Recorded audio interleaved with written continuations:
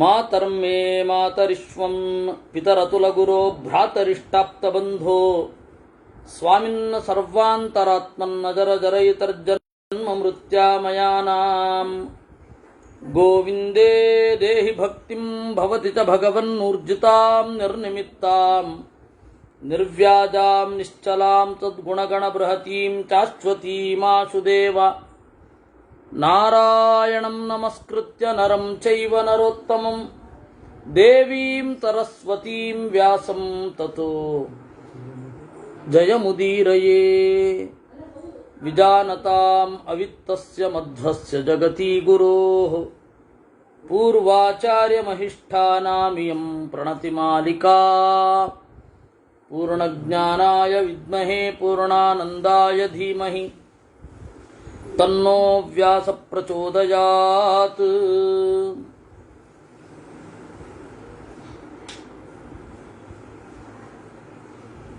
ನಾವು ಈಗ 284ನೇ ಅಧ್ಯಾಯದಲ್ಲಿ ಇದ್ದೇವೆ.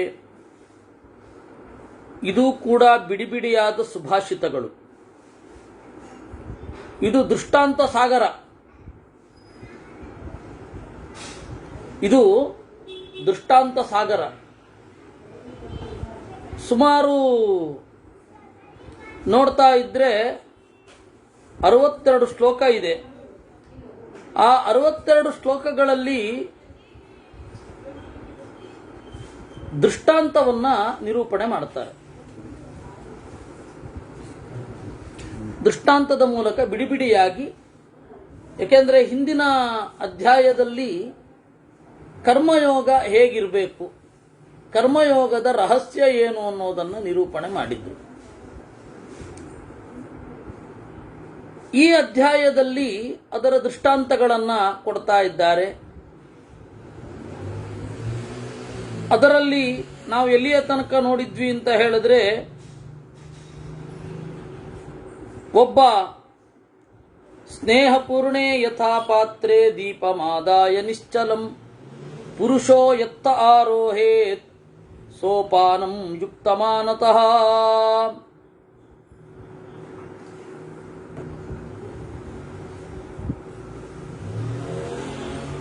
ಸ್ನೇಹಪೂರ್ಣೆ ಯಥಾ ಪಾತ್ರೆ, ಎಣ್ಣೆ ತುಂಬಿದ ಪಾತ್ರೆಯಲ್ಲಿ ದೀಪವನ್ನ ಹೊತ್ತಿಸಿಕೊಂಡು ಒಬ್ಬ ಸೋಪಾನಂ ಆರೋಹೇತ್, ಮೆಟ್ಟಿಲನ್ನ ಏರ್ತಾನೆ. ಎಣ್ಣೆ ತುಳುಕಬಾರದು, ಬತ್ತಿಯಲ್ಲಿ ದೀಪ ಆರಬಾರದು, ಆ ರೀತಿ ಸಾಗಬೇಕು. ಕರ್ಮವನ್ನ ಹಾಗೆ ಮಾಡಬೇಕು. ಒಂದು ಎಚ್ಚರ ಇರಬೇಕು. ಕ್ರಿಯೆಗಳಲ್ಲಿ ಮೈಮರೆಯಬಾರದು. ದೇವರ ಬಗೆಗೆ ಎಚ್ಚರ ಇರಬೇಕು. ಎತ್ತರಕ್ಕೆ ಏರೋದು ಅಂದರೆ ದೇವರ ಬಗೆಗೆ ಎಚ್ಚರ. ಹಾಗಂತ ಹೇಳಿ ಈ ಕ್ರಿಯೆಯನ್ನ ಏನೋ ಮಾಡಿ ಏನೋ ಆಗ್ಬಿಡಬಾರದು. ಅದರಿಂದಾಗಿ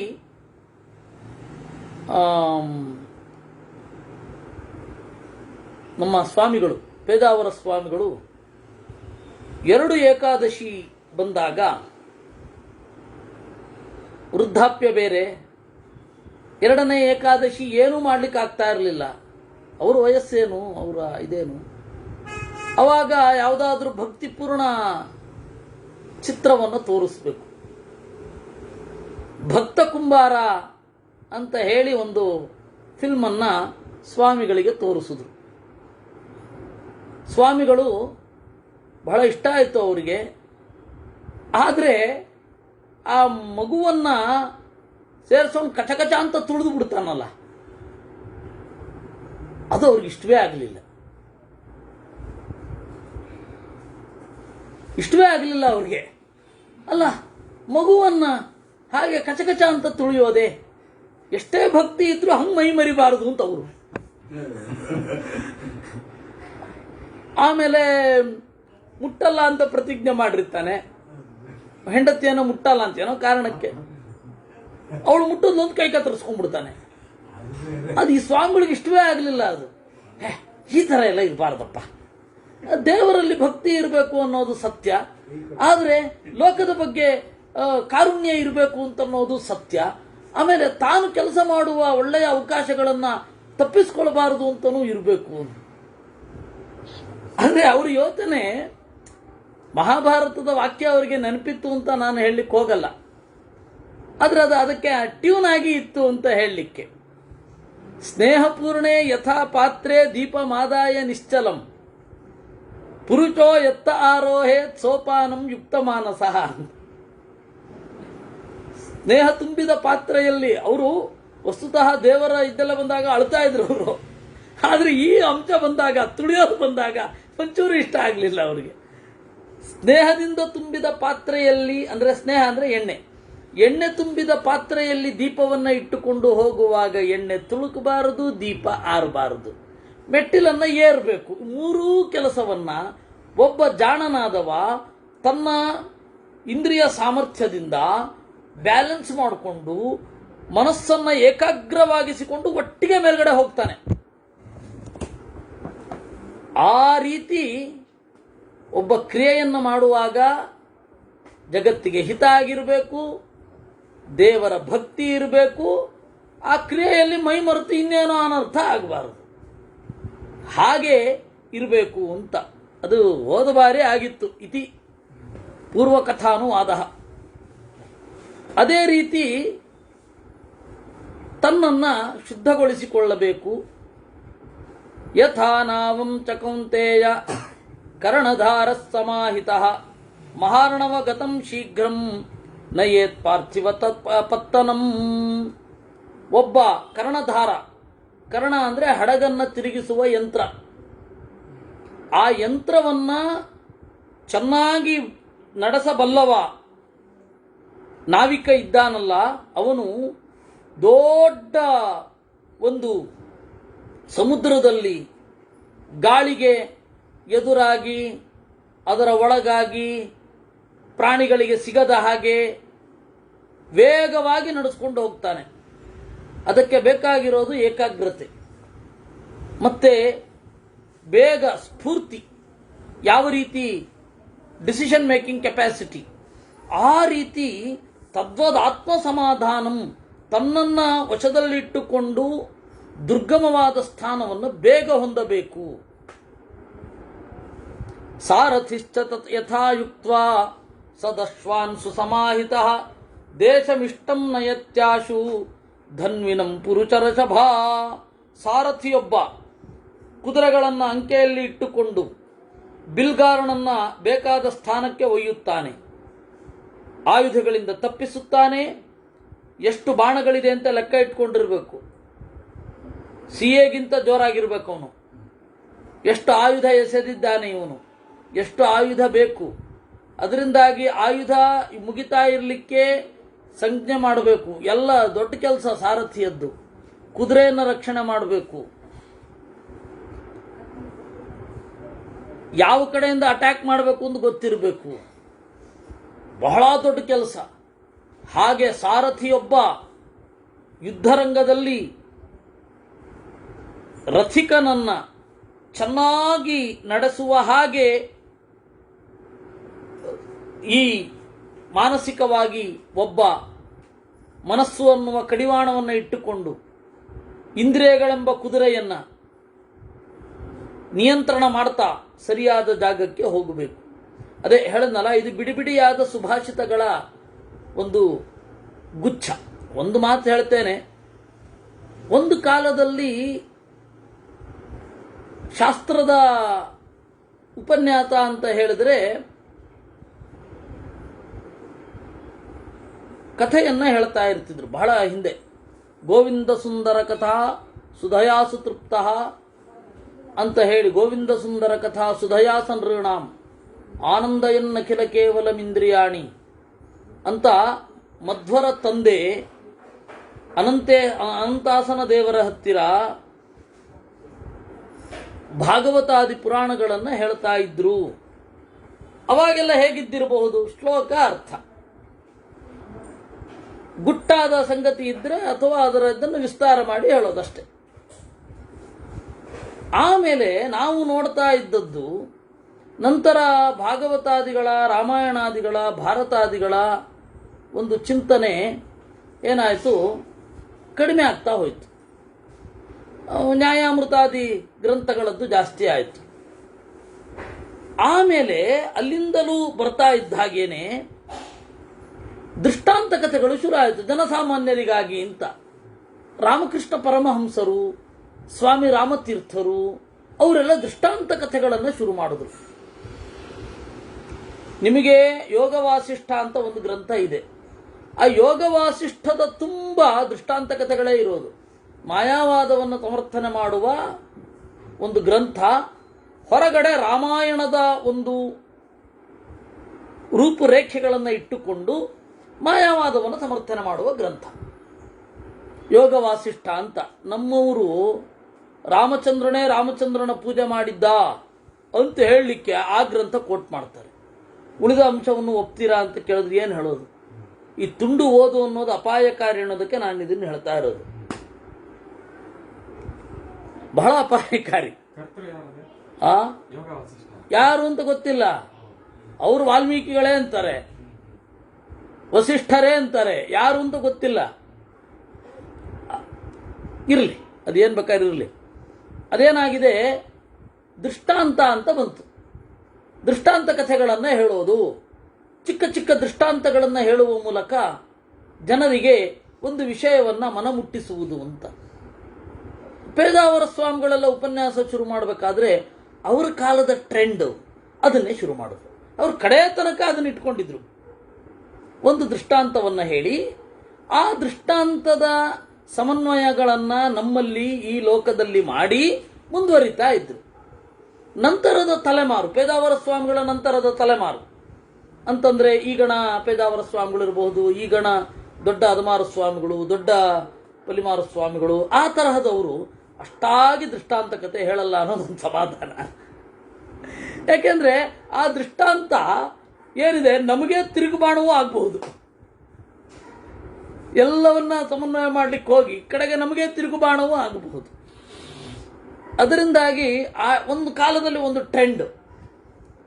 ಆ ತರಹ ದೃಷ್ಟಾಂತ ಅನ್ನೋದು ಪೂರ್ಣವಾಗಿ ಒಂದು ವಸ್ತುವನ್ನ ನಿರೂಪಣೆ ಮಾಡಲ್ಲ. ಅದಕ್ಕೆ ಸಂಸ್ಕೃತದಲ್ಲಿ ಒಂದು ನ್ಯಾಯವೇ ಇದೆ, ಆಯ್ತಾ?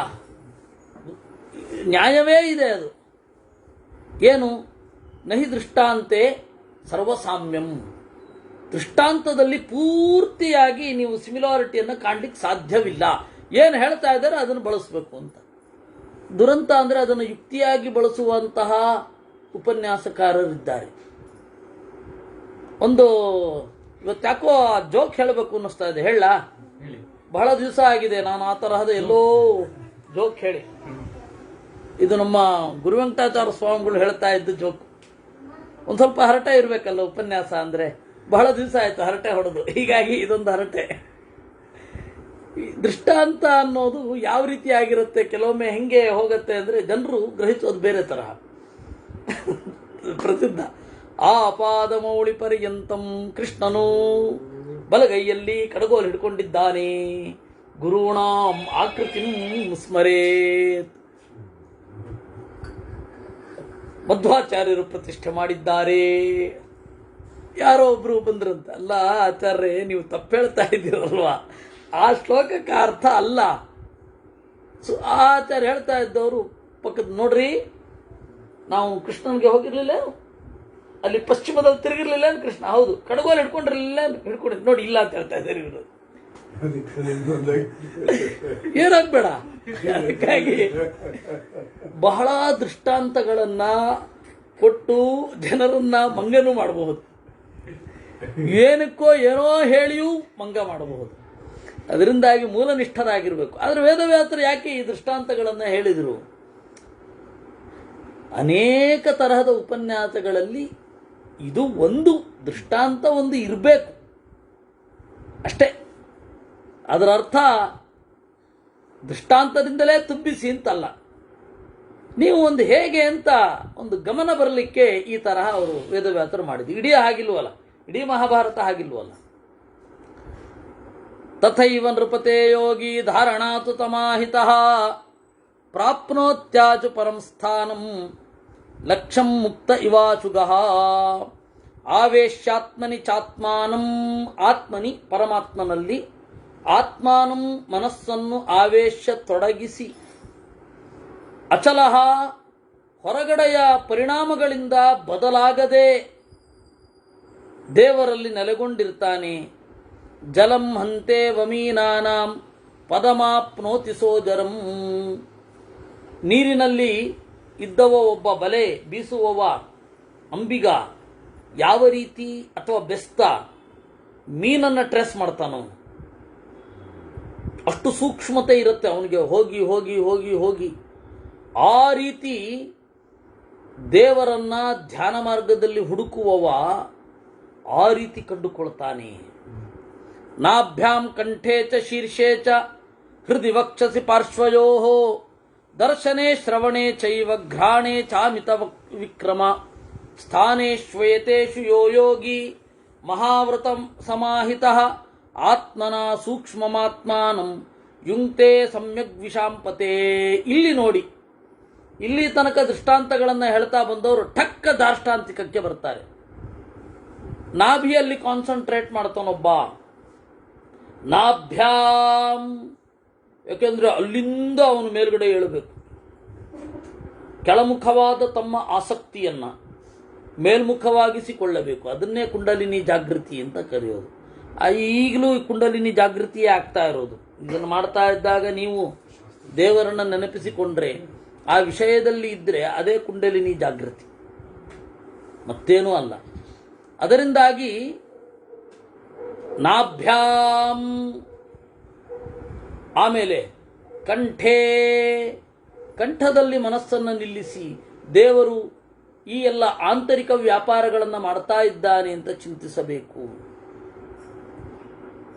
ಕಂಠದಲ್ಲಿ ಚಿಂತಿಸುವುದು ತೈಜಸ ನಾಮಕ ಪರಮಾತ್ಮನನ್ನ. ಆಂತರಿಕ ವ್ಯಾಪಾರಗಳನ್ನೆಲ್ಲ ನಿಯಂತ್ರಣ ಮಾಡ್ತಾ ಇದ್ದಾನೆ ಅಂತ ಕಂಠದೊಳಗಿರುವ ದೇವರನ್ನು ಚಿಂತಿಸಬಹುದು. ಶೀರ್ಷೇ, ತಲೆಯಲ್ಲಿ ಅತ್ಯತಿಷ್ಠದಶಾಂಗುಲಂ ಅಂತ ತಲೆಯನ್ನು ಮೀರಿ ತಲೆಗೆ ಸಮಾನಾಂತರವಾಗಿ 10 ಅಂಗುಲ ಮೇಲೆ ಅವನು ನಿಂತಿದ್ದಾನೆ ಅಂತ ಚಿಂತನೆ ಮಾಡುವ ಕ್ರಮವೂ ಉಂಟು. ಹೃದಯದಲ್ಲಿ, ಪಾರ್ಶ್ವಯೋಹೋ ಪಕ್ಕೆಲುಬುಗಳಲ್ಲಿ, ಕಣ್ಣಿನಲ್ಲಿ, ಕಿವಿಯಲ್ಲಿ, ಎಲ್ಲ ಕಡೆ, ಘ್ರಾಣದಲ್ಲಿ, ಎಲ್ಲ ಕಡೆ ದೇವರನ್ನು ಚಿಂತನೆ ಮಾಡಬಹುದು. ದೇವರನ್ನು ಚಿಂತನೆ ಮಾಡುವಾಗ ಮನಸ್ಸನ್ನು ಇಲ್ಲಿ ಇಡಬಹುದು. ವಸ್ತುತಃ ನಮಗೆ ಹಠಯೋಗ ಪ್ರದೀಪಿಕಾ, ಏರಂಡ ಸಂಹಿತೆ, ಆಮೇಲೆ ಚಕ್ರತಂತ್ರ, ಇವುಗಳೆಲ್ಲದಕ್ಕಿಂತ ಸೊಗಸಾದ ಚಿಂತನೆಗಳು ಇಲ್ಲಿಯೇ ಉಂಟು. ಭಾಗವತ 2ನೇ ಸ್ಕಂಧದಲ್ಲಿ, ಆಮೇಲೆ ಈ ಜಾಗದಲ್ಲಿ ಉಂಟು. ಅದನ್ನು ಬಿಡಬಹುದು. ಏಕೆಂದರೆ ವಿದೇಶಿಯರು, ವಿಶೇಷತಃ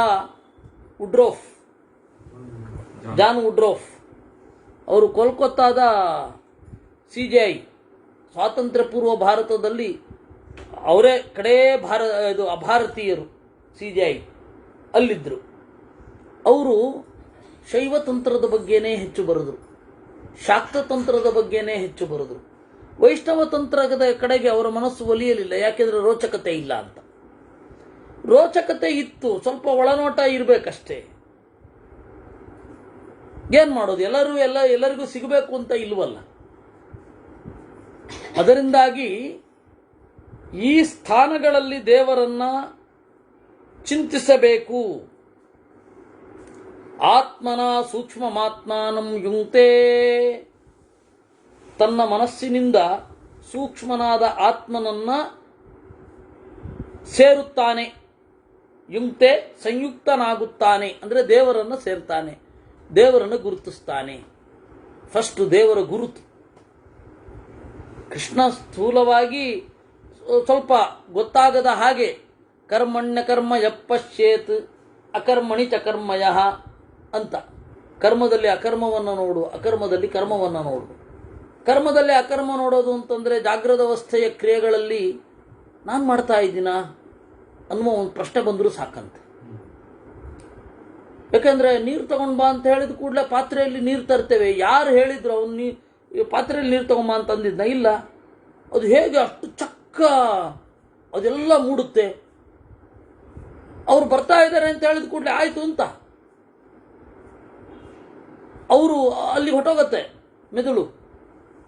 ಅಷ್ಟು ವೇಗವಾಗಿ ಫೋಟೋಗ್ರಾಫಿಕ್ ಆಗಿ ಪಟ ಪಟ ಪಟ ಪಟ ಪಟ ಪಟ ಕೆಲಸ ಮಾಡಿಬಿಡುತ್ತೆ. ಆ ಫ್ಲ್ಯಾಶ್ ಥರ ಆಗತ್ತೆ. ಆದರೆ ನಾವು ಇಂಟೆನ್ಸಿವ್ ಆಗಿ ಇಂಟೆನ್ಷನ್ ಫುಲ್ ಆಗಿ ಓ ಹೀಗೆ ಇದು ಅಂತ ಅನ್ಕೊಳ್ಳೋಲ್ಲ. ಒಂದು ಅದ್ಭುತ ಅದು. ಅದರಿಂದಾಗಿ ಎಚ್ಚರದಲ್ಲಿ ಮಾಡುವ ಕ್ರಿಯೆಗಳಲ್ಲಿ ನನ್ನ ಕರ್ಮದ ಪಾಲು ಹೆಚ್ಚು ಇಲ್ಲ ಅಂತ ಅಂದುಕೋ, ಆಗ ದೇವ್ರು ಗೊತ್ತಾಗ್ತಾನೆ.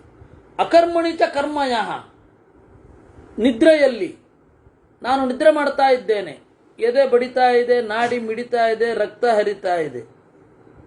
ಓ, ಅಕರ್ಮದಲ್ಲಿ ಕರ್ಮ ಇದೆ, ಅದು ನಂದಂತೂ ಅಲ್ಲ. ಹಾಗಾದ್ರೆ ಯಾರು? ಉಳಿದವನು ಯಾರು? ದೇವರು. ಹಾಗೆ ದೇವರನ್ನ ಕಾಣಬೇಕು. ಆತ್ಮನ ಏತೇಷು ಸ್ಥಾನೇಶು ಯೋಗಿ ಆತ್ಮನ ಮನಸ್ಸಿನಿಂದ ಸೂಕ್ಷ್ಮನಾದ ಆತ್ಮನನ್ನ ಸೇರಬೇಕು, ಜೋಡಣೆಯಾಗಬೇಕು. ಸಶೀಘ್ರಮಲ ಪ್ರಕ್ಷಂ ಕರ್ಮ ಕೃತ್ವಾ ಶುಭಾಶುಭಂ ಉತ್ತಮಂ ಯೋಗಮಾಸ್ಥಾಯ ಯದಿಚ್ಛತಿ ವಿಮುಚ್ಯತೆ. ಹೀಗೆ ಅವನು ಬಿಡುಗಡೆ ಹೊಂದುತ್ತಾನೆ.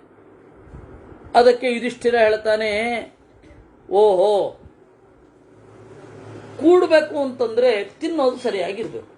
ಆಹಾರ, ವಸ್ತುತಃ ಆಹಾರ ಅನ್ನೋದಕ್ಕೆ ಮಧ್ವಾಚಾರ್ಯರು ಕೇಳೋದು, ನೋಡೋದು, ತಗೊಳ್ಳೋದು ಎಲ್ಲವೂ ತೆಗೆದುಕೊಳ್ಳೋದೆಲ್ಲ ಆಹಾರ ಅಂತ.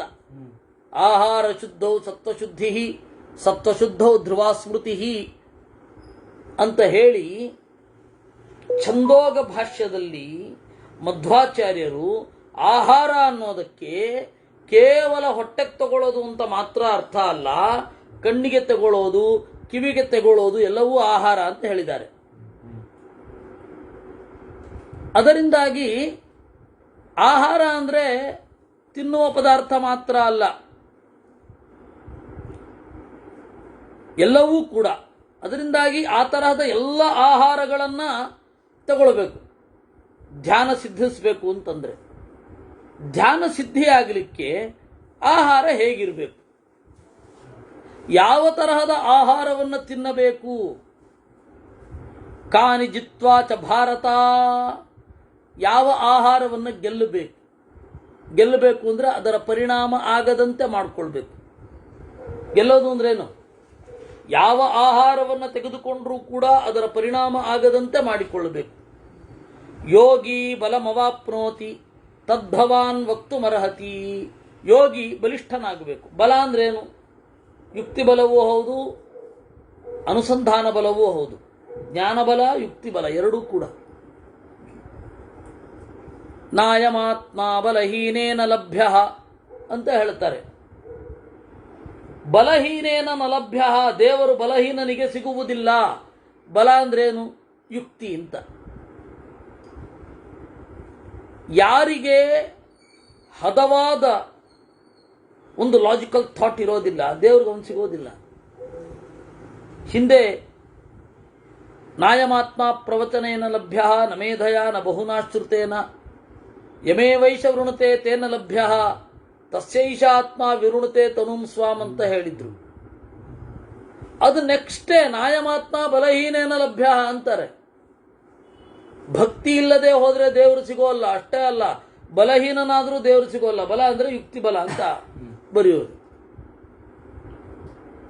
ಅದರಿಂದಾಗಿ ಯೋಗಿ ಬಲಿಷ್ಠನಾಗಬೇಕಾದ್ರೆ, ಅಂದ್ರೆ ಒಳಗಡೆ ಮನಸ್ಸು ಗಟ್ಟಿಯಾಗಬೇಕಾದ್ರೆ, ಒಳ್ಳೆಯ ಲಾಜಿಕಲ್ ಆಗಿ ಅವನ ಬಿಹೇವಿಯರ್ ಅಥವಾ ಅವನ ಪ್ರಜ್ಞೆ ತಾರ್ಕಿಕವಾಗಿ ಇರಬೇಕಾದ್ರೆ ಏನು ಮಾಡಬೇಕು? ಏನನ್ನ ಗೆಲ್ಲಬೇಕು?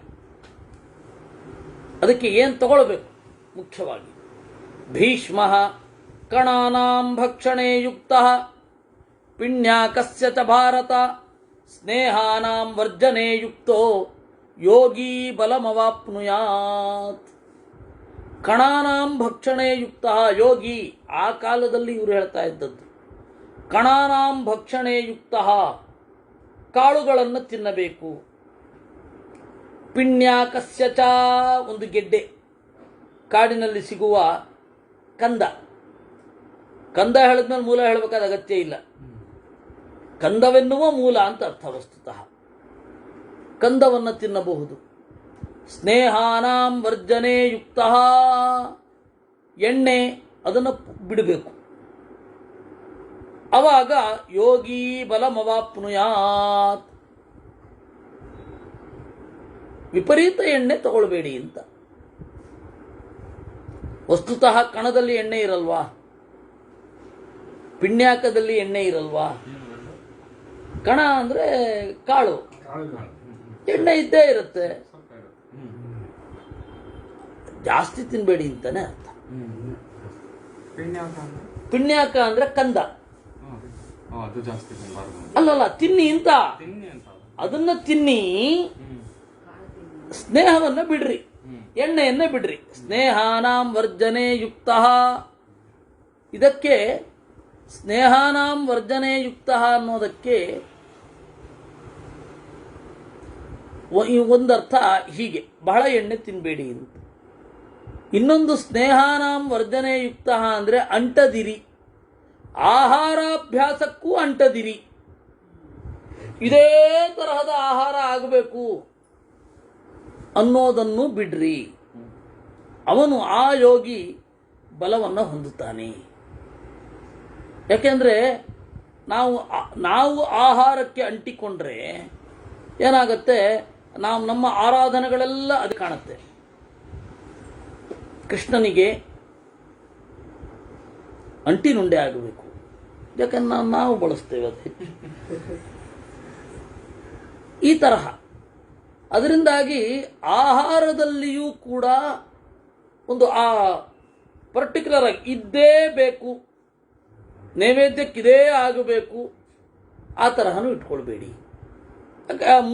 ಅಂತಿಮವಾಗಿ ಅದು ನಮಗಿಷ್ಟ. ಆದ್ದರಿಂದಾಗಿ ಈ ಭುಂಜಾನೋ ಯಾವಕಂ ರೂಕ್ಷಂ ದೀರ್ಘಕಾಲಮರಿಂದಮ ಏಕಾರಾಮೋ ವಿಶುದ್ಧಾತ್ಮ ಯೋಗಿ ಬಲಮವಾಪ್ನುಯಾತ್. ಯಾವಕ, ಕೆಲವರು ಯಾವಕ ಅಂತ ಹೇಳಿದ್ರೆ ಅಕ್ಕಿ ಅಂತ ಅರ್ಥ ಮಾಡ್ತಾರೆ. ಇನ್ನು ಕೆಲವರು ಯಾವಕ ಅಂದ್ರೆ ಜವೆ ಗೋಧಿ ಅಂತ ಅರ್ಥ ಮಾಡ್ತಾರೆ. ಜವೆ ಗೋಧಿಗೆ ಸಂಬಂಧಪಟ್ಟ ಭಕ್ಷ್ಯ ಇಲ್ಲವೇ ಅಕ್ಕಿಗೆ ಸಂಬಂಧಪಟ್ಟ ಭಕ್ಷ್ಯವನ್ನ ರೂಕ್ಷ, ಹೆಚ್ಚು ತೋಯದ, ಹೆಚ್ಚು ಪರಿಷ್ಕೃತವಾಗದ, ಸಂಸ್ಕರಿತವಾಗದ ರೀತಿಯಲ್ಲಿ ತಿನ್ನು. ಅಂದ್ರೆ ಬಹಳ ಸಂಸ್ಕಾರ ಮಾಡಿ, ಬಹಳ ಸ್ವಾದಿಷ್ಠವಾಗಿ ಮಾಡಿಕೊಂಡು ತಿನ್ಲಿಕ್ಕೆ ಹೋಗಬೇಡ. ಪಕ್ಷಾನ್ ಮಾತಾನ್ ಋತೂನ್ಶ್ಚೈವ ಸಂಚರನ್ಶ್ಚ ಶುಭಾನ್ಸ್ತಥಾ ಅಪಪೀತ್ವಾಪಯೋ ಮಿಶ್ರ ಯೋಗಿ ಬಲಮವಾಪ್ನುಯಾತ್. ಇಲ್ಲವೇ ನೀರು ಕುಡಿ ತಿಂಗಳಾನುಗಟ್ಲೆ. ಪಕ್ಷಾನ್, ಮಾಸಾನ್, ಋತೂನ್ ತಿಂಗಳಗಟ್ಲೆ, ಪಕ್ಷಗಳ ಗಟ್ಲೆ ಅಂದ್ರೆ 15 ದಿವಸ, ಒಂದು ತಿಂಗಳ ತುಂಬ ಬರೇ ನೀರು. ಇಲ್ಲವೇ ಅಪಪೀತ್ವ, ಪಪಯೋ ಮಿಶ್ರಾ ಅಪಪೀತ್ವ, ಹಾಲನ್ನಾದ್ರೂ ಕುಡಿ.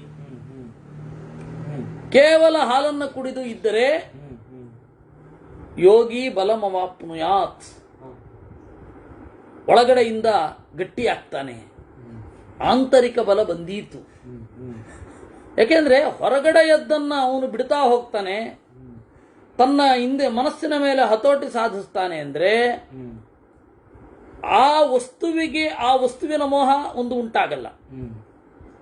ಆ ವಸ್ತುವನ್ನು ಕೊಡುವವರ ಮೇಲೆ ಮಿತಿಮೀರಿದ ಪ್ರೀತಿ ಬರ್ಲಿಕ್ಕೆ ಶುರು ಆಗಲ್ಲ. ಯಾಕೆಂದ್ರೆ ವಸ್ತುನೇ ಬಿಟ್ಟಿದ್ದಾನೆ, ವಸ್ತು ಕೊಡುವವರ ಮೇಲೆ ಏನು ಪ್ರೀತಿ. ಅದರಿಂದಾಗಿ ಎಲ್ಲಿಯೂ ಕೂಡ ನಿನ್ನ ಮನಸ್ಸು ಎಲ್ಲೋ ಒಂದು ನಿವಾರಿತವಾಗಬಾರದು, ಎಲ್ಲೋ ಒಂದು ಇಕ್ಕಟ್ಟಿನಲ್ಲಿ ಸಿಲುಕಬಾರದು ನಿನ್ನ ಮನಸ್ಸು. ಹಾಗೆ ಅಖಂಡಮಪಿ ಮಾಮಾತಂ ಸತತಂ ಮನುಜೇಶ್ವರ ಉಪೋಶ್ಚ ಸಮ್ಯಕ್ ಶುದ್ಧಾತ್ಮ ಯೋಗಿ ಬಲಮವಾಪ್ನುಯಾತ್. ಇಲ್ಲವೇ 1 ತಿಂಗಳು ಸ್ನಾನ ಬಿಟ್ಟು ನೀರನ್ನೂ ಕುಡಿಯದೆ ಇದ್ರೂ ಆತ್ಮಬಲ ಸಿದ್ಧಿಸತ್ತೆ.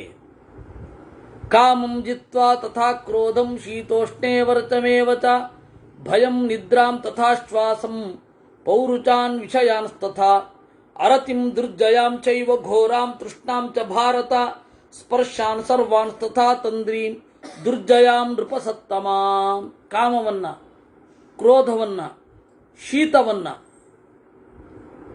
ಉಷ್ಣವನ್ನ, ಮಳೆಯನ್ನ, ಭಯವನ್ನ, ನಿದ್ರೆಯನ್ನ, ಉಸಿರನ್ನ, ಪೌರುಷ ವಿಷಯಗಳನ್ನ, ಸೋಮಾರಿತನವನ್ನ, ಬೇಸರ ಆಗಬಾರದು ಒಬ್ಬನಿಗೆ.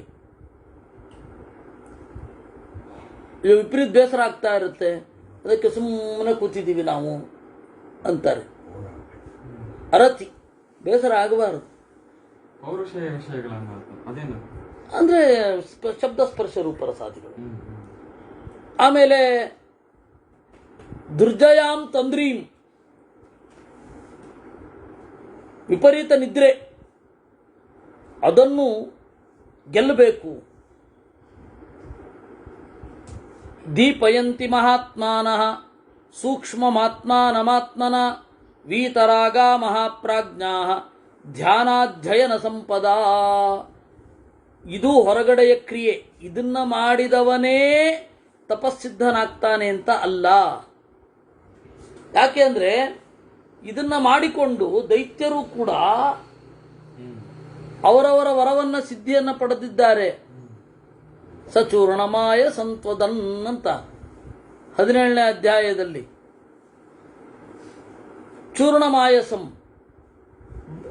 ಕಬ್ಬಿಣದ ಹುಡಿಯನ್ನು ತಿಂದು ಜಪ ಮಾಡಿದವರಿದ್ದಾರೆ. ಮಣ್ಣನ್ನ ತಿಂದು ಜಪ ಮಾಡಿದ ಸಾಲ್ವ ಇದ್ದಾನೆ. ಅದರಿಂದಾಗಿ ಅವರು ಇದ್ದಾರೆ. ಇದ್ರ ಎಲ್ಲದರ ಜೊತೆಗೆ ನೋಡಿ, ಆಹಾರದ ಬಗ್ಗೆ ಹೆಚ್ಚು ಹೇಳಿಲ್ಲ. ಯಾವ ಆಹಾರದ ಬಗೆಗೂ ಕೂಡ ಏನು ಒಂದು ಚಟ, ಒಂದು ಸ್ನೇಹ ಬೆಳಿಬಾರದು. ಈ ಆಹಾರ ಇಲ್ಲದೆ ನನಗಾಗಲ್ಲ ಅಂತಿರಬಾರದು. ಹಾಗೆ ಇರದೇ ಇರಲಿಕ್ಕೆ ಅಂತ ನಾನು ಹೋದ ಬಾರಿ ಒಂದು ಸರ್ತಿ ಶಾಂತಿ ಪರ್ವದಲ್ಲಿಯ ಹೌದು ಆಹಾರದ ತಿನ್ನಬೇಕಾದ ಭಕ್ಷ್ಯ ವಿಚಾರ ಬರುತ್ತೆ ಅಂತಂದಾಗ ಎಲ್ಲರೂ ಕಿವಿದೆರೆದು ಕೂತಿದ್ರು. ಯಾವ ತರಕಾರಿ ಲಿಸ್ಟಲ್ಲಿ ಹಾಕೋಣ ನೋಡೋಣ ಅಂತ. ಅದರಲ್ಲಿ ಯಾವ ತರಕಾರಿಯೂ ಬರಲಿಲ್ಲ, ಯಾವ ಧಾನ್ಯವೂ ಬರಲಿಲ್ಲ. ಕೃಷ್ಣ ಗೀತೆಯಲ್ಲೇ ಹೇಳ್ತಾನೆ, ಯಾವ ತರಕಾರಿಯನ್ನು ಹೇಳೋಲ್ಲ, ಯಾವ ಧಾನ್ಯವನ್ನು ಹೇಳಲಿಲ್ಲ. ವೇದದಲ್ಲಿ ಒಂದೇ ನಿಷಿದ್ಧ ಆಗಿರೋದು ಅದು ಈರುಳ್ಳಿ. ನಕಲಂಜಂ ಭಕ್ಷಯೀತ, ನಪಲಂಡು ಭಕ್ಷಯೀತ ಇತ್ಯಾದಿಗಳು. ಅಲ್ಲಿ ಒಂದು ಕಡೆ ಮಾತ್ರ ಇರೋದು. ಕಲಂಜ ಅಂದ್ರು ಪಲಂಡು ಅಂದ್ರು ಈರುಳ್ಳಿನೇ, ಎರಡು ಒಂದೇ.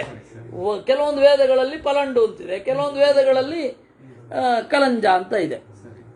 ಆಯ್ತಾ? ಈರುಳ್ಳಿ ಒಂದಕ್ಕೆ ನಿಷೇಧ ಇರೋದು ವೇದದಲ್ಲಿ, ಇನ್ಯಾವುದಕ್ಕೂ ಇಲ್ಲ. ಆದ್ರೆ ವಿಷ್ಣು ತೀರ್ಥರು ಸನ್ಯಾಸ ಪದ್ಧತಿಯಲ್ಲಿ ದೊಡ್ಡ ಲಿಸ್ಟ್ ಕೊಡ್ತಾರೆ. ಅದು ಯಾಕೆ ಅಂತ ಹೇಳಿದ್ರೆ, ಹೆಚ್ಚಿನವುಗಳು ವಾತಕಾರಕ, ಪಿತ್ತಕಾರಕ ಅಂತದ್ದೇ. ಅವರು ನಿಷ್ಪಾವ ಅವರೆಯನ್ನ ನಿಷೇಧ ಮಾಡ್ತಾರೆ. ಅವರೆಯನ್ನ ತಿನ್ಬೇಡಿ ನೀವು ಅಂತ. ಯಾಕೆ ಅವರೆಯನ್ನ ತಿನ್ನಬಾರದು ಅಂತಂದ್ರೆ, ರಾತ್ರಿ ಅಥವಾ ಅವತ್ತು ತಿಂದವರು ಮಾರನೇ ದಿವಸ ಜಪಕ್ಕೆ ಕೂಡ ಹೊಟ್ಟದ್ಗೆ ಆರಾಮಾಗಿರ್ಬೇಕಷ್ಟೇ. ಅವರು ಈ ಒಂದು ರೊಟೀನ್ ಏನಿದೆ, ಶಾಸ್ತ್ರ ಹೇಳುವ ರೊಟೀನ್, ಇಷ್ಟು ಗಂಟೆಗೆ ಹೇಳ್ರಿ, ಇಷ್ಟು ಗಂಟೆಗೆ ಜಪ ಮಾಡ್ರಿ, ಇಷ್ಟು ಗಂಟೆಗೆ ಈ ಟೈಮ್ ಒಳಗಡೆ ಅರ್ಘ್ಯ ಪ್ರದಾನ ಮಾಡಬೇಕು ಅಂತೇನಿರುತ್ತೆ, ಆ ರೊಟೀನ್ಗೆ ಸೆಟ್ ಆಗುವ ಆಹಾರ ಆಗಿರ್ಬೇಕಷ್ಟೇ. ಅದು ವಿಪರೀತ ಖಾರ ಆಗಿರಬಾರ್ದು. ಈ ತರಹದ್ದನ್ನ ಕೃಷ್ಣನೇ ಹೇಳಿದ್ದಾನೆ. ಅದರಿಂದ ಅದನ್ನ ಯಾವುದು ನಿಷಿದ್ಧ ಯಾವುದು ನಿಷಿದ್ಧ ಅಲ್ಲ ಅಂತಂದ್ರೆ ನಿಮ್ಮನ್ನ ಕೇಳ್ಕೊಳ್ಳಿ, ನಿಮ್ಮ ದೇಹವನ್ನ ಕೇಳ್ಕೊಳ್ಳಿ ಅಂತ ಅನ್ಬೋದು. ನನಗೆ ಇದು ಆಗತ್ತಾ, ನಾಳೆ ಆರಾಮವಾಗಿ ಕೂತು ಜಪ ಮಾಡ್ಲಿಕ್ಕಾಗತ್ತಾ, ತಿನ್ನು. ನನಗಾಗಲ್ವಾ, ತಿನ್ಬೇಡ. ಇದು ಇರೋದು. ಯಾಕೆಂದರೆ ಭೋಕ್ತೃಗಳು ಇದ್ದಾರೆ, ನೋಡ್ತೇವಲ್ಲ, ಒಳ್ಳೊಳ್ಳೆ ಭೋಕ್ತೃಗಳನ್ನು ನಾವು ನೋಡಿದ್ದೇವೆ. ಆ ಭೋಕ್ತೃಗಳಿಗೆ ತೊಂದರೆ ಆಗ್ತಾ ಇಲ್ಲ, ತೊಂದರೆ ಆಗದವರು ತಿನ್ಬೋದು, ತೊಂದರೆ ಆಗಬಾರ್ದಷ್ಟೇ. ದುರ್ಗಶ್ವೇತ ಮತಪಂಥಾ ಬ್ರಾಹ್ಮಣಾನಾಂ ವಿಪಶ್ಚಿತಾಂ ನ ಕಶ್ಚಿದ್ ವ್ರಜತಿ ಶಸ್ಮಿನ್ ಕ್ಷೇಮೇಣ ಭರತರಜಭಾ. ಈ ದಾರಿ, ಆಹಾರವನ್ನು ತೆಗೆದುಕೊಳ್ಳುವ ದಾರಿ ಇದೆಯಲ್ಲ, ದುರ್ಗಹ, ಬಹಳ ಕಷ್ಟ ಅದನ್ನು ಕಂಡುಕೊಳ್ಳೋದು. ಅವನು ನಿರಂತರ ಪ್ರಯೋಗದಿಂದ ಕಂಡುಕೊಳ್ತಾ ಇರಬೇಕು. ಅದು ಇದು ಅಂತ ಹೇಳಲಿಕ್ಕಿಲ್ಲ. ಅದರ ಪರಿಣಾಮಗಳು ಆಗದೇ ಇರೋ ಹಾಗೆ ನೋಡಿಕೊಳ್ಬೇಕು. ಮೊದಲೇ ಎಚ್ಚರ, ಒಂದು ಸರ್ತಿ ಕಲಿತ ಪಾಠವನ್ನು ಮತ್ತೆ ನಾವು ಅಪ್ಲೈ ಮಾಡಬೇಕು. ಈ ಥರ ಎಲ್ಲ ಉಂಟು. ಅದರಿಂದಾಗಿ ತೆಗೆದುಕೊಳ್ಳುವ ಆಹಾರ ಅಂತ ಹೇಳಿದ್ರೆ ಕೇವಲ ಹೊಟ್ಟೆಗೆ ಹಾಕ್ಕೊಳ್ಳೋದು ಮಾತ್ರ ಅಲ್ಲ, ಎಲ್ಲವೂ ಕೂಡ. ಯಾವುದಾದ್ರೂ ದರ್ಶನದಿಂದ ನಿಮ್ಮ ಮನಸ್ಸು ಕೆಡೋದಿದ್ರೆ ನೋಡಬೇಡಿ.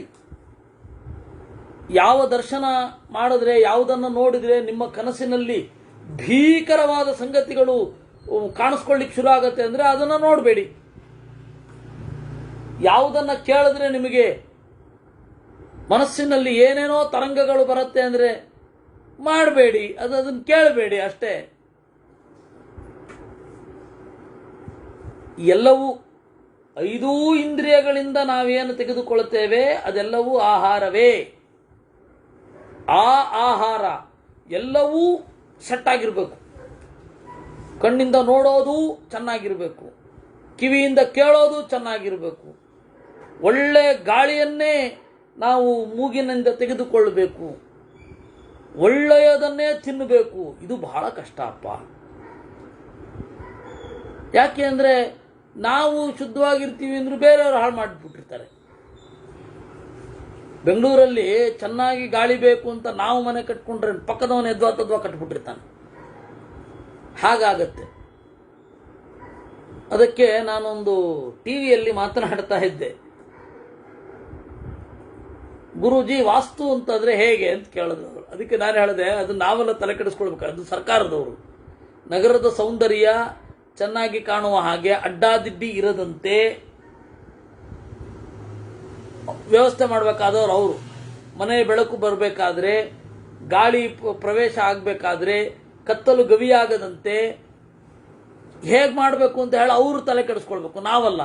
ನಾವು ತಲೆ ಕೆಡಿಸ್ಕೊಂಡ್ರೆ ಇರಿದೆ, ನಾವು ಕರೆಕ್ಟಾಗಿ ಗಾಳಿ ಬೆಳಕು ಮಾಡಿದ್ರೆ ಮುಂದೆ ಒಬ್ಬ 4 ಅಂತಸ್ತೆ ಎಬ್ಬಿಸ್ಬಿಡ್ತಾನೆ. ನಾ ಹೇಳಿದ ಅರ್ಥ ಆಗಲಿಲ್ಲ ಅವ್ರಿಗೆ. ಯಾಕೆ ಅಂತಂದ್ರೆ ಅವ್ರಿಗೆ ಹೆದರಿಸ್ಬೇಕು, ಈ ಹೋಮ ಮಾಡಿಸಿ ಅಂತ ಅನ್ಬೇಕು. ಅದೇ ಸಿಂಪಲ್ ಆಗಿ ಹೇಳಿದ್ರೆ ಅರ್ಥ ಆಗಲ್ಲ. ಯಥಾ ಕಶ್ಚಿದ್ವನಂ ಘೋರಂ ಬಹುತರ್ಪ ಸರೀಸೃಪಂ ಶುಭ್ರವತ್ತೋಯಹೀನಂಚ ದುರ್ಗಮಂ ಬಹುಕಂಟಕಂ. ಈ ದಾರಿ ಹೇಗೆ? ಆಹಾರ, ಶಬ್ದ, ಸ್ಪರ್ಶ, ರೂಪ, ರಸ, ಗಂಧ, ಈ 5 ದಾರಿಗಳನ್ನು, 5 ವಿಷಯಗಳನ್ನು ಚೆನ್ನಾಗಿ ನಾವು ಅಳವಡಿಸಿಕೊಳ್ಳಬೇಕು. ಎಲ್ಲವನ್ನ ಒಂದು ಬ್ಯಾಲೆನ್ಸ್ ಮಾಡಬೇಕು ಅನ್ನುವ ದಾರಿ ಇದೆಯಲ್ಲ, ಅದು ಎಷ್ಟು ಕಷ್ಟ ಗೊತ್ತಾ? ಬಹಳ ಸರ್ಪಗಳಿರುವ ಕಾಡಿನ ದಾರಿಯ ಹಾಗೆ. ತೋಯಹೀನಂ ಶ್ವಭ್ರವತ್. ಶ್ವಭ್ರ ಅಂತ ಹೇಳಿದ್ರೆ ಹಳ್ಳ. ತೋಯಹೀನಂ ಶ್ವಭ್ರವತ್, ನೀರಿಲ್ಲದ ಬಹುಕಂಟಕವಾದ, ದುರ್ಗಮಂ ಬಹುಕಂಟಕಂ ಶ್ವಭ್ರವತ್, ಬಹಳ ಮುಳ್ಳುಗಳಿರುವ ಪಾಳು ಬಾವಿಯ ಹಾಗೆ ಅಥವಾ ಹಳ್ಳದ ಹಾಗೆ. ಅಭಕ್ತ ಮಠವೀಪ್ರಾಯಂ ದಾವದಗ್ಧ ಮಿಹೀರುಹಂ, ತಿನ್ನಲಿಕ್ಕೆ ಸಿಗದ ಕಾಡಿನ ಹಾಗೆ, ಕಾಳ್ಗಿಚ್ಚಿನಿಂದ ಸುಟ್ಟು ಹೋದ ಮರದ ಹಾಗೆ. ಪಂಥಾನಂ ತಸ್ಕರಾ ಕಿರಣಂ, ಕಳ್ಳರಿರುವ ದಾರಿಯ ಹಾಗೆ. ಬಹಳ ಕಷ್ಟ. ಇದರಲ್ಲಿ ನಾವು ಕ್ಷೇಮವಾಗಿ ಹೋಗಬೇಕು ಅಂದರೆ ಎಷ್ಟು ಯೋಚನೆ ಮಾಡಬೇಕು ಅಂತ. ಒಂದು ಆಹಾರ ಅಂದರೆ ಕೇವಲ ಹೊಟ್ಟೆಗೆ ಹಾಕೊಳ್ಳೋದಲ್ಲ, ಶಬ್ದ, ಸ್ಪರ್ಶ, ರೂಪ, ರಸ, ಗಂಧ, ರಸ ಒಂದರ ಬಗ್ಗೆ ಮಾತ್ರ ನಾವು ಯೋಚನೆ ಮಾಡ್ತಾ ಇರೋದು ಇವತ್ತು. ರಸ ಅದೇನು, ಅದು ಹೇಗೆ, ಅದು ದೇಹದ ಮೇಲೆ ಏನು ಪರಿಣಾಮ ಆಗುತ್ತೆ ಅಂತ ನೋಡಲ್ಲ.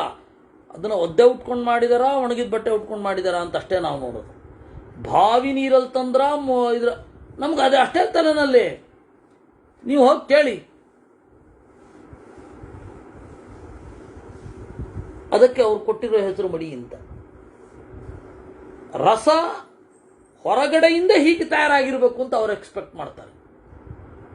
ಆದರೆ ರಸವೂ ಒಂದು ಆ ಆಹಾರದಲ್ಲಿ ಉಳಿದದ್ದೆಲ್ಲವೂ ಒಳಗೊಂಡಿದೆ ಅಂತ ಅನ್ನೋದು ಅವ್ರಿಗೆ ಗೊತ್ತಾಗಲ್ಲ. ಇದು ಸಮಸ್ಯೆ. ಅಂದರೆ ಅದು ಒಂದು ಸಾಮೂಹಿಕ ಎಫರ್ಟಿನಿಂದ ಸಾಧ್ಯ.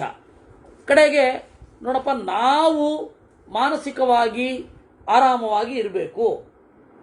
ನಾವು ತೆಗೆದುಕೊಳ್ಳುವ ನಮ್ಮ ಫುಡ್ ಹ್ಯಾಬಿಟ್ ನಮಗೆ ಆರೋಗ್ಯಕರವಾಗಿದ್ದರೆ ಆಯಿತು, ಅಲ್ಲಿಗೆ ಬರಬೇಕಾಗತ್ತೆ. ಸುಸ್ಥೇಯಂ ಕ್ಷುರಧಾರಾಸು ನಿಶಿತಾಸು ಮಹೀಪತೆ ಧಾರಣಾಸು ತಯೋಗಸ್ಯ ದುಸ್ಥೇಯಂ ಅಕೃತಾತ್ಮಭಿಃ. ಅಕೃತಾತ್ಮಭಿಃ ಮನಸ್ಸು ಗಟ್ಟಿಯಾಗಿ ನಿಲ್ಲದವರಿಗೆ ಈ ಆಹಾರ ತೆಗೆದುಕೊಳ್ಳಿಕ್ಕಾಗಲ್ಲ. ಈ ಆಹಾರದಲ್ಲಿ ಏರುಪೇರಾಗತ್ತೆ. ಯಾವುದನ್ನು ಮನಸ್ಸಿನ ಒಳಗಡೆ ಹಾಕ್ಕೊಳ್ಬೇಕು, ಯಾವುದನ್ನು ಮನಸ್ಸಿನ ಒಳಗಡೆ ಹಾಕೋಬಾರದು. ಬಹಳ ಕಷ್ಟ. ಇದರಲ್ಲಿ ನಿಲ್ಲಲಿಕ್ಕಾಗಲ್ಲ. ಇದು ಜಡ್ಜ್ಮೆಂಟೇ ಕಷ್ಟ. ಯಾಕೆಂದ್ರೆ ಊರಿನದ್ದೆಲ್ಲ ಸಮಸ್ಯೆ ತಗೊಳ್ತಾ ಹೋದ್ರೆ ನಾವು ಉದ್ಧಾರ ಆಗಲ್ಲ. ಹಾಗಂತ ಹೇಳಿ ಊರಿನವ್ರ ಬಗೆಗೆ ತರಣೆ ಕೆಡಿಸ್ಕೊಳ್ಳದೆ ಹೋದ್ರೆ ಅದು ನಮ್ಮ ಕರ್ತವ್ಯ ಲೋಪ ಆಗತ್ತೆ. ಬಹಳ ಕಠಿಣವಾದ ದಾರಿ ಇದು. ಸಾಮಾಜಿಕವಾಗಿ ಭಾಗವಹಿಸಬೇಕು. ಸಮಾಜ ಅಂದ್ರೆ ಏನು? ಮನುಷ್ಯರ ಗುಂಪು. ಸಮಾಜ ಅಂದ್ರೆ ಮತ್ತೇನೂ ಅಲ್ಲ, ನಮ್ಮಂತೆ ಇರುವ ಮನುಷ್ಯರ ಗುಂಪು. ಸಮಾಜ ಅಂದ್ರೆ ಪ್ರಾಣಿಗಳ ಗುಂಪು, ಇಷ್ಟೇ ವ್ಯತ್ಯಾಸ. ಸಮಾಜ ಅಂದ್ರೆ ಮನುಷ್ಯರ ಗುಂಪು, ಸಮಾಜ ಅಂದ್ರೆ ಪ್ರಾಣಿಗಳ ಗುಂಪು. ಒಂದು ದೀರ್ಘದ ವ್ಯತ್ಯಾಸ ಅಷ್ಟೇ. ಈ ಸಮಾಜದಲ್ಲಿ ಇದ್ದ ಮೇಲೆ ಇದಕ್ಕೆ ನಾವು ರಿಯಾಕ್ಟ್ ಮಾಡಬೇಕು. ಸಮಾಜದ ಸಂಗತಿಗಳಿಗೆ ರಿಯಾಕ್ಟ್ ಮಾಡಬೇಕು. ಎಲ್ಲಿ ತನಕ ರಿಯಾಕ್ಟ್ ಮಾಡಬೇಕು? ಅದು ನಮ್ಮ ಮನಸ್ಸಿನ ಒಳಗಡೆ ಗಾಢವಾಗಿ ತೊಡಗಿ ಕದಡಿ ನಾವು ನಾಳೆ ಚಿಂತನೆಯೇ ಮಾಡಲಾಗದಂತೆ, ಅಧ್ಯಯನವೇ ಮಾಡಲಾಗದಂತೆ ಮಾಡಬಾರದು. ಅದರಿಂದಾಗಿ ಅವರು ಹೇಳಿದ್ದು ಏನು ಮಾಡಬೇಕು? ದೀಪಯಂತಿ ಮಹಾತ್ಮಾನಃ. ಸೂಕ್ಷ್ಮವಾಗಿರುವ ದೇವರನ್ನ ಪ್ರಜ್ವಲವಾಗುವಂತೆ ಮಾಡ್ತಾರೆ. ಹೇಗೆ? ಧ್ಯಾನಾಧ್ಯಯನ ಸಂಪದ. ಅದು ಆಹಾರವೇ. ಅಧ್ಯಯನವೂ ಆಹಾರ, ಧ್ಯಾನವೂ ಆಹಾರ. ನಾವು ಶುದ್ಧವಾಗಿ ಇರಬೇಕಲ್ಲ, ಅದರಿಂದಾಗಿ ಅಧ್ಯಯನವೂ ಆಹಾರ. ತಲೆಗೆ ತೆಗೆದುಕೊಳ್ಳುವ ಪದಾರ್ಥ. ತಲೆಯ ಹಸಿವು ನೀಗಬೇಕು. ವಿಪನ್ನ ಧಾರಣಾಸ್ತತ್ರ ನಯಂತಿ ನ ಶುಭಾಂ ಗತಿಂ ನೇತ್ರಹೀನ ಯಥಾ ನಾವಹ ಪುರುಷಾನ್ ಅರ್ಣವೇನ್ ನೃಪಾ. ಇದರ ಜೊತೆಗೆ ಧಾರಣ ಇರಬೇಕು. ಏನೇನು, ಯಾವ್ದ್ಯಾವುದು, ಜಗತ್ತಿನಲ್ಲಿ ನಡೆಯುವ ಪ್ರಮುಖ ಕ್ರಿಯೆಗಳ ಸ್ವರೂಪ ಏನು ಅನ್ನೋದು ನಿಮಗೆ ಗೊತ್ತಿರಬೇಕು. ಅದನ್ನು ಹೆಂಗೆ ತಿಳಿಯೋದು? ಶಾಸ್ತ್ರ ಹೇಳಿದೆ 2ನೇ ಸ್ಕಂದದಲ್ಲಿ, ಏವಂ ಪುರಾಧಾರಣಯಾತ್ಮಯೋ ನಷ್ಟಾಂ ಸ್ಮೃತಿಂ ಪ್ರತ್ಯವರುಶ್ಚತುಷ್ಯನ್ ಅಂತ. ಪ್ರಮುಖವಾದ ಯಾವ ಯಾವ ಕ್ರಿಯೆ ಇದೆ ಅಲ್ಲಿ ದೇವರ ಯಾವ ಯಾವ ಕ್ರಿಯೆಯನ್ನು ಅನುಸಂಧಾನ ಮಾಡಬೇಕು ಅಂತ ಎಷ್ಟು ಚೆನ್ನಾಗಿ ಹೇಳ್ತಾನೆ. ಹಾಸೋ ಜನೋನ್ಮಾದ ಕರೀಚಮಾಯ ದುರಂತ ತರ್ಗೋ ಯದಪಾಂಗ ಮೋಕ್ಷ ಅಂತ ಭಾಗವತ 2ನೇ ಸ್ಕಂದ. ಹಾಸಃ ಜನೋನ್ಮಾದ ಕರೀಚ ಮಾಯಾ. ಜನರ ಅಜ್ಞಾನ ದೇವರ ನಗು ಅಂತ ಅಂದುಕೋ ಅಂತಾರೆ. ಸಾಮೂಹಿಕವಾದ ಅಜ್ಞಾನ ಏನಿದೆ ಅದನ್ನ ದೇವರು ನಗುತ್ತಾ ಇದ್ದಾನೆ ಅಂತ ಅನ್ಕೋ. ಅಂದ್ರೆ ನಾವು ಜಗತ್ತಿನ ನಡೆ ಅದು ದೇವರ ಯಾವ ಯಾವ ಕ್ರಿಯೆ ಇದನ್ನ ಅನುಸಂಧಾನ ಮಾಡೋದನ್ನ ಧಾರಣ ಅಂತ ಕರೀತಾರೆ. ಧಾರಣ ಅಂದ್ರೆ ಇನ್ನು ಏನು ಗೊತ್ತಾ? ಖಂಡಾಸ್ಮೃತಿರ್ ಧಾರಣಾ ಸ್ಯಾತ್. ನಾವೆಲ್ಲ ಈಗ ಧಾರಣೆಯ ಲೆವೆಲ್ನಲ್ಲಿ ಇರುವವರು. ನಾವೆಲ್ಲ ಅಂದ್ರೆ ನನ್ನ ಮಿತಿಯಲ್ಲಿ ನಾನು ಹೇಳ್ತಾ ಇರೋದು. ಯಾರ್ಯಾರ ಅಂತರಂಗ ಹೇಗೋ ಗೊತ್ತಿರಲ್ಲ. ಧಾರಣ ಅಂದ್ರೆ ತುಂಡು ತುಂಡಾದ ದೇವರ ಚಿಂತನೆ, ಇದು ಧಾರಣ. ಅಖಂಡ ಧ್ಯಾನ ಸಂಸ್ಥಿತ, ಅಖಂಡವಾದದ್ದನ್ನು ಧ್ಯಾನ ಅಂತ ಕರೀತಾರೆ. ಅಪ್ರಯತ್ನಾತ್ ಸಮಾಧಿಶ್ಚ, ಪ್ರಯತ್ನವೇ ಇಲ್ಲದೆ ದೇವರ ನೆನಪು ಬಂದ್ಬಿಟ್ರೆ ಅದು ಸಮಾಧಿ. ಅಲ್ಲೇ ನೆಲೆ ನಿಂತು ಬಿಟ್ರೆ. ನಾವೀಗ ಪ್ರಯತ್ನ ಪಟ್ಟು ದೇವರ ಧ್ಯಾನ ಮಾಡಬೇಕಿದೆ, ನಾವೆಲ್ಲ ಬೆಳಗ್ಗೆ ಕೂತ್ಕೊಳ್ತೀವಲ್ಲ, ಅದು ಧಾರಣ. ಅಟ್ಲೀಸ್ಟ್ ಮಾನಸಿಕವಾಗಿ ಏಕಾಗ್ರತೆ ಸಾಧ್ಯವಿಲ್ಲದೆ ಹೋದರೂ ದೇವರ ನಾಮಸ್ಮರಣೆ ಆದರೂ ಆಗಲಿ ಅಂತ. ಇದು ಖಂಡಾಸ್ಮೃತಿ ಧಾರಣ. ಈ ಧಾರಣಾದಲ್ಲಿ ನಮಗೆ ದೇವರ ಬಗೆಗೆ ತುಂಡು ತುಂಡಾದ ನೆನಪುಗಳು ಹೀಗೆ ಬರ್ತಾ ಇರುತ್ತೆ, ಹೋಗುತ್ತೆ, ಬರುತ್ತೆ, ಹೋಗುತ್ತೆ, ಬರುತ್ತೆ, ಹೋಗುತ್ತೆ. ಇದು ಧಾರಣ. ಈ ಧಾರಣ ಜಗತ್ತಿನ ವಿಚಾರದಲ್ಲಿ ಹೇಗಿರಬೇಕು ಅಂತ, ಹೀಗಿರಬೇಕು ಅಂತ ಭಾಗವತ ಹೇಳುತ್ತೆ. ಭಾಗವತ 2ನೇ ಸ್ಕಂಧ. 2ನೇ ಸ್ಕಂಧ ಸಾಮಾನ್ಯವಾಗಿ ಸಪ್ತಾಹ ಕ್ರಮದಲ್ಲಿ ಮುಟ್ಲಿಕ್ಕೆ ಹೋಗಲ್ಲ. 2ನೇ ಸ್ಕಂಧವನ್ನ ಅಂದ್ರೆ ಒಂದೊಂದು ಸ್ಕಂಧ ಮಾಡಬೇಕು. ಅಲ್ಲಿ 2ನೇ ಸ್ಕಂಧ 10 ಅಧ್ಯಾಯ ಇರೋದು, ಆದರೆ ಎಲ್ಲವನ್ನೂ ಅದು ಹೇಳುತ್ತೆ, ಎಲ್ಲವನ್ನೂ ಕವರ್ ಮಾಡುತ್ತೆ. ವಿಶೇಷತಃ ಹಠಯೋಗವನ್ನ, ಧಾರಣವನ್ನ, ಎಲ್ಲವನ್ನ. ಈ ಧಾರಣ ಏನಿದೆ, ವಿಪನ್ನ ಧಾರಣ, ಈ ಧಾರಣಾದಲ್ಲಿ ವ್ಯತ್ಯಾಸ ಆದರೆ ಒಳ್ಳೆ ಕಡೆಗೆ ಹೋಗಲ್ಲ ಬುದ್ಧಿ. ಹೇಗೆ? ಅಥವಾ ಧಾರಣೆ ಇಲ್ಲದೆ ಹೋದರೆ, ನೇತ್ರಹೀನ ಯಥಾ ನಾವಹ, ನಾವಿಕ ಇಲ್ಲದ ದೋಣಿ ಎಲ್ಲಿಗೆ ತಗೊಂಡು ಹೋಗುತ್ತೆ ನಮ್ಮನ್ನ? ಹಾಗೆ ಎಲ್ಲಿಗೆ? ಗಾಳಿ ಬೀಸಿದಲ್ಲಿಗೆ, ಅಲೆ ತಳ್ಳಿದಲ್ಲಿಗೆ ಹೊರಟೋಗುತ್ತೆ. ಯಸ್ತು ತಿಷ್ಠತಿ ಕೌಂತೆಯ ಧಾರಣಾಸು ಯಥಾವಿಧಿ ಮರಣಂ ಜನ್ಮ ದುಃಖಂಚ ಸುಖಂಚ ಸವಿಮುಂಚತಿ. ಯಾರು ಧಾರಣದಲ್ಲಿ ನೆಲೆಗೊಳ್ತಾನೆ ಅವನಿಗೆ ಮರಣ ಸ್ವಲ್ಪವಾದರೂ ಚೆನ್ನಾಗಿ ಆಗುತ್ತೆ. ಧಾರಣದಲ್ಲಿ ಸಿದ್ಧಿ ಬಂತು ಅಂದರೆ ಮರಣ ಚೆನ್ನಾಗಾಗತ್ತೆ. ನಾನಾ ಶಾಸ್ತ್ರೇಷು ನಿಷ್ಪನ್ನಂ ಲೋಕೇಶ್ವೇವ ಮುದಾಹೃತಂ ಪರಂ ಯೋಗಂತು ಯತ್ಕೃತ್ಸ್ನಂ ನಿಶ್ಚಿತಂ ತದ್ವಿಜಾತಿಷು. ಹೀಗೆ ನಾನಾ ಶಾಸ್ತ್ರಗಳಲ್ಲಿ ಈ ಒಂದು ಧಾರಣಾ ಬಗ್ಗೆ ಹೇಳಿದ್ದಾರೆ. ಅದನ್ನು ತೆಗೊಂಡು ಮನಸ್ಸಿಗೆ ಆಹಾರವಾಗಿಸಿಕೊಳ್ಳಬೇಕು. ಪರಂ ಹಿ ತದ್ಬ್ರಹ್ಮಮಯಂ ಮಹಾತ್ಮ ಬ್ರಹ್ಮಾಣಮೀತಂ ವರದಂಚ ವಿಷ್ಣುಂ ಭವಂಚ ಧರ್ಮಂಚ ಷಡಾನನಂಚ ಷಡ್ಬ್ರಹ್ಮಪುತ್ರಾಂಶ್ಚ ಮಹಾನುಭಾವಾನ್.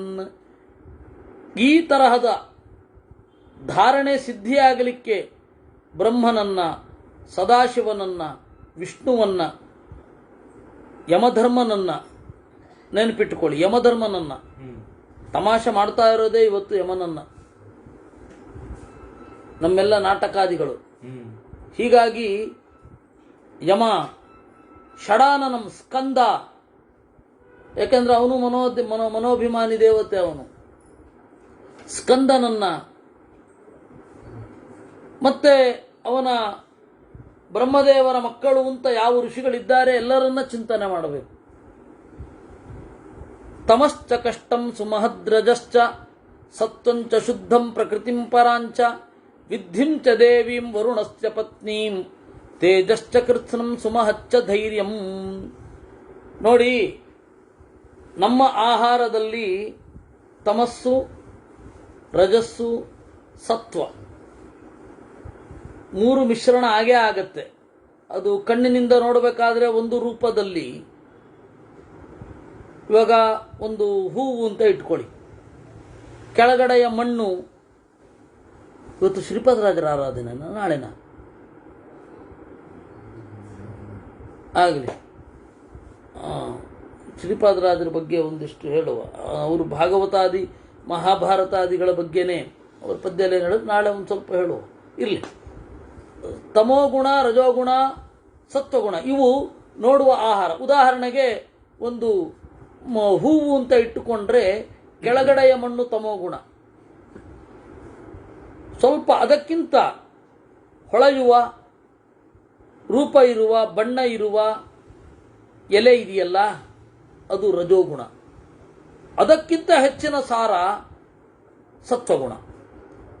ಲೋಕದಲ್ಲಿಯೂ ಇದೇ ರೇಷಿಯೋದಲ್ಲಿ ತಮೋಗುಣ, ರಜೋಗುಣ, ಸತ್ವಗುಣ ಇರೋದು. ಆಹಾರದಲ್ಲಿಯೂ ಕೂಡ ಇದೇ ರೀತಿ. ನಾವು ಪೂರ್ತಿ ಸತ್ವವನ್ನು ತಿನ್ನಲಿಕ್ಕಾಗಲ್ಲಪ್ಪ. ಪೂರ್ತಿ ಸತ್ವವನ್ನು ದೇವರು ತಿನ್ನಿಸಿದ ಅಮೃತ ಮಥನದಲ್ಲಿ ಅದಕ್ಕೆ ಎಷ್ಟು ಕಡಿಬೇಕಾಯ್ತು? ಅಮೃತ ಮಥನ ಆಗಿದ್ದೇನು, ಸಮುದ್ರ ಮಥನ ಆಗಿದ್ದೇನು, ಅಷ್ಟು ಕಡಿಬೇಕಾಯ್ತು.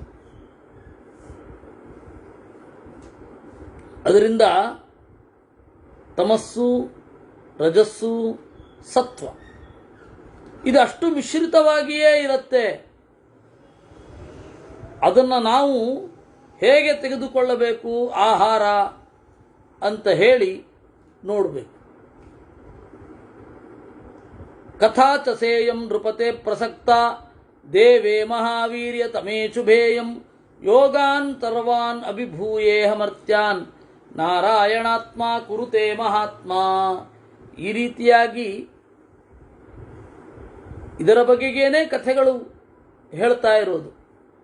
ಆಹಾರ ಶುದ್ಧಿಯ ಬಗೆಗೇನೆ ಈ ಎಲ್ಲ ಕಥೆಗಳು ಇರುವಂಥದ್ದು. ಹಾಗೂ ನೋಡಬಹುದು. ಯಾಕಂದರೆ ಸತ್ವಗುಣ, ರಜೋಗುಣ, ತಮೋಗುಣ, ನಾವು ಯಾವುದನ್ನು ನೋಡ್ತೇವೆ, ಯಾವುದನ್ನು ಕೇಳ್ತೇವೆ, ಯಾವುದನ್ನು ಮೂಸ್ತೇವೆ, ಇದನ್ನೆಲ್ಲ ಗ್ರಹಿಸಬೇಕಾದ ರೀತಿ ಏನು,